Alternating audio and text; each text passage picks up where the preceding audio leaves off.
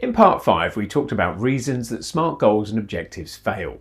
In this video, we'll look at how you can test assumptions, surface concerns, pressure test risks, and design smarter ways of working by adopting the Bono 6 thinking hats method. Think of it as a smart upgrade for the real world.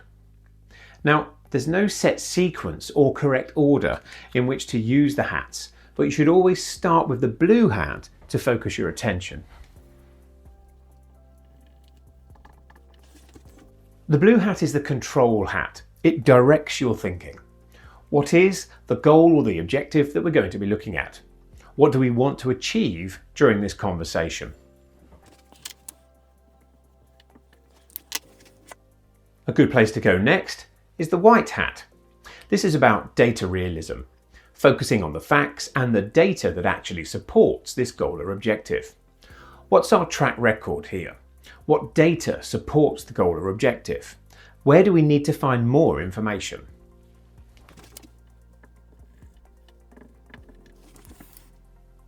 Now we switch to the red hat. This is about intuition and gut instinct. How do you feel about this goal or objective? This is where honesty shows up, because people always have feelings about new goals and objectives. Often those feelings are linked to anxieties and hesitation, so it's better to surface them now before they become resistance later. The white hat gives us truth, the red hat gives us trust, and together they form a baseline so the goal won't collapse under pressure.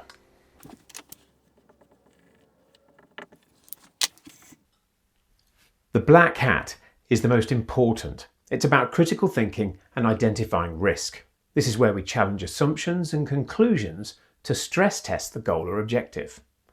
What external forces could kill this goal or objective? What are the potential single points of failure? Where does the data not support our assertion that we can achieve it? This isn't about being negative. It's protection, surfacing risks and potential downsides, finding any cracks before they become crises.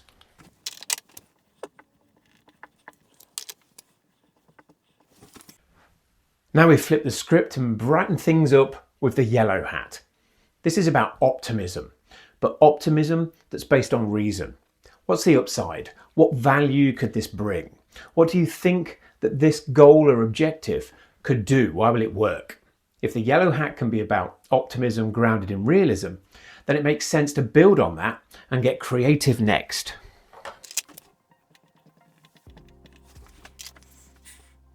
The green hat is about creativity, using the thinking and the ideas gathered so far so that you can start to consider, how else could we do this? How could we manage the risks or the bottlenecks? Could we push the boundaries of the team and their capabilities to make sure it's achievable but not too safe? This is where achievable stops meaning easy tick box and starts meaning possible with effort, imagination, and the right plan. I always like to revisit the red hat and then ask the question, how do you feel about this goal now? And then we close out the approach with a bit of strategic synthesis. And for this we need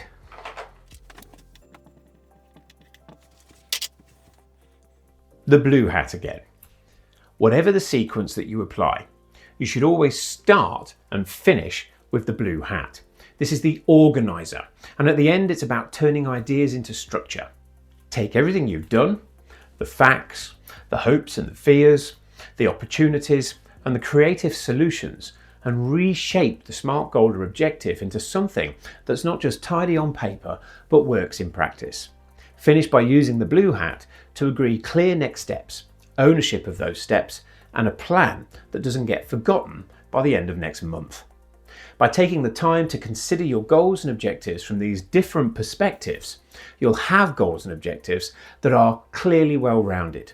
This brings greater buy-in and accountability, clarity before action, real conversations, and work that delivers.